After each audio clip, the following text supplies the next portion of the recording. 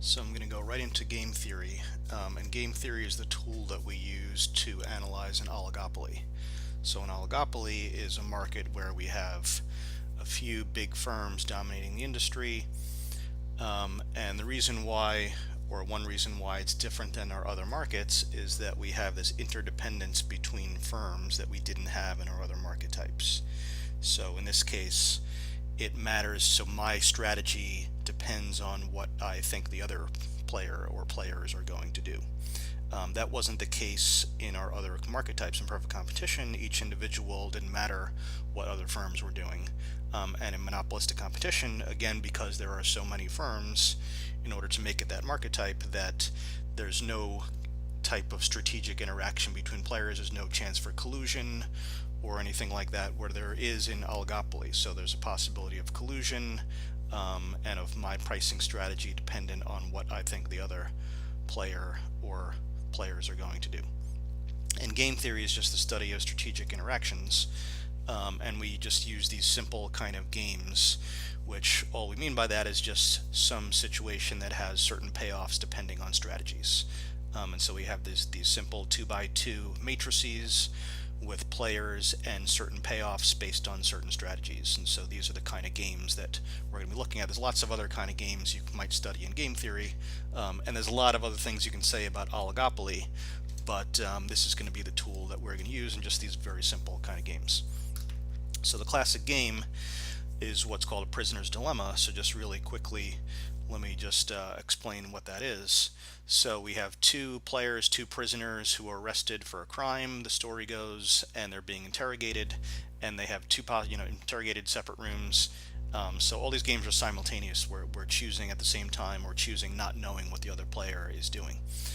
So they're called non-cooperative games. So we have 2 possibilities. So cooperation means something a little different here.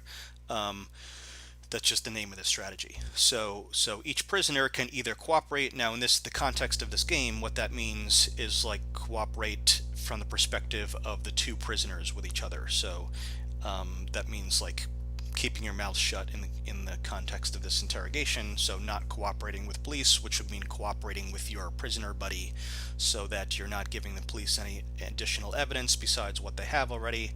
But they do have enough in this particular scenario to put you both in prison. So if you both cooperate with each other, in other words, you had said beforehand, if we ever get arrested, just don't say anything. So that's what we're calling the cooperative outcome. And so if they do that, they're each going to get 5 years in prison. They still have some evidence against them or whatever it is. So I could either cooperate and not say anything, or I can defect. That's like the cheating outcome. So I'm going to rat the other guy out, basically, is the defect outcome, or the defect strategy, I should say. The outcome is whichever box we end up in here. So there's going to be, each player is going to choose one strategy, and then so we're going to end up in one of these 4 outcomes in this game. So the main thing with game theory is just learning how to read this table correctly. That's really all there is to it. So we're just going to run through this and show how you would analyze this particular game. So in this case, most games that we'll see, higher payoffs are usually better, because it's usually in dollars, or it could be output or something like that. In this case, it's years in prison, so this is an exception. It's going to be lower is better. So, but as long as you know that, it makes no difference. So what we're going to do is just start with one of the players, and it doesn't matter who you start with, but we'll start with player 1 over here.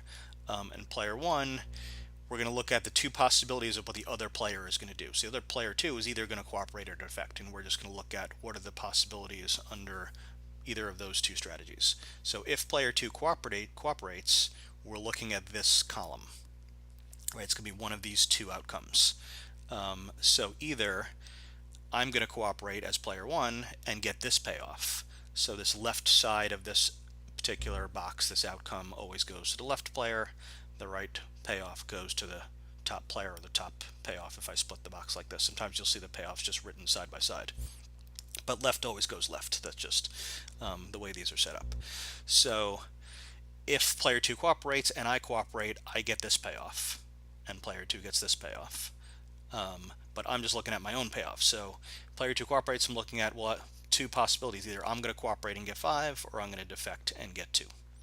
Right, so lower is better, so clearly I want to defect in that case. So what I'm going to do is just circle my best strategy given what player 2 is doing. So given the player 2 cooperates, my best strategy is to defect and get that payoff. And then I just go to the other possibility. Well, player 2 might defect. If he defects, I'm either looking at me cooperating getting 20 or me defecting and getting 10. 10 is better. I also want to defect. So I'm going to circle my best strategy. Given that player 2 is defecting, I'm circling my best strategy, which is to defect. And in this case, it didn't matter what the other player did. My best strategy was to defect. So I'm going to circle that here. I'll usually won't bother doing that, but that's my dominant strategy, is to defect. So a dominant strategy is my best strategy regardless of what the other player is going to do. So defect is my dominant strategy. All right, player 2 cooperates. My best strategy is to defect. Player 2 defect. My best strategy is to defect. And this is a symmetrical game, so now we're just going to look at it from player 2's perspective, and it's going to be the same thing. So two possibilities of what player 1 is going to do. Player 1 cooperates. I'm looking at this row. So the main thing is just to not get confused about what numbers you're looking at here. So cooperate, I'm either going to as player 2, I'm either going to cooperate and go here, defect or go here. So I circle defect. That's my best strategy. Given what player 1 is doing, given that he's cooperating, my best strategy is to defect. Same thing, if he defects, I'm looking at this row. Either I'm going to get 20 or 10. 10 is better. So player 2 also has a dominant strategy to defect regardless of what player 1 does. His best strategy is to defect. And if they both play their dominant strategies, we end up here. Both players playing their best strategy given what the other player is doing. And that's what makes it what we call a Nash equilibrium. So if each player is playing their best strategy given what the other player is doing, so given that player 1 is defecting, player 2 is playing their best strategy. Given that player 2 is defecting, player 1 is playing their best strategy. So when you circle your best strategies and you end up in an outcome where both of you are playing your best strategies given what the other player is doing, that's what a Nash equilibrium is. And this particular structure of payoffs, this game, is what's called a prisoner's dilemma. So it doesn't have to be just this situation of the prisoners, but this structure of payoffs is what makes it a prisoner's dilemma because it has applications to a lot of different games. So anytime you have some cooperative outcome, some incentive to cheat on that cooperative outcome to defect, where the best strategy is for you to defect while the other person's cooperating, the worst strategy is to be the one cooperating while the other one defects, and then you end up in this outcome. And the reason why it's called a dilemma is because we end up in this worse outcome, whereas if we were both just able to cooperate and keep our mouths shut, we could have each had 5, better outcome. We end up in this 10-10 equilibrium because we both had the incentive to defect, even though we end up in this worse outcome compared to this cooperation outcome. But again, if it's a one-shot game, we're playing this game once, it would be rational for each player to play their dominant strategy. They end up in this Nash equilibrium instead of this cooperative outcome.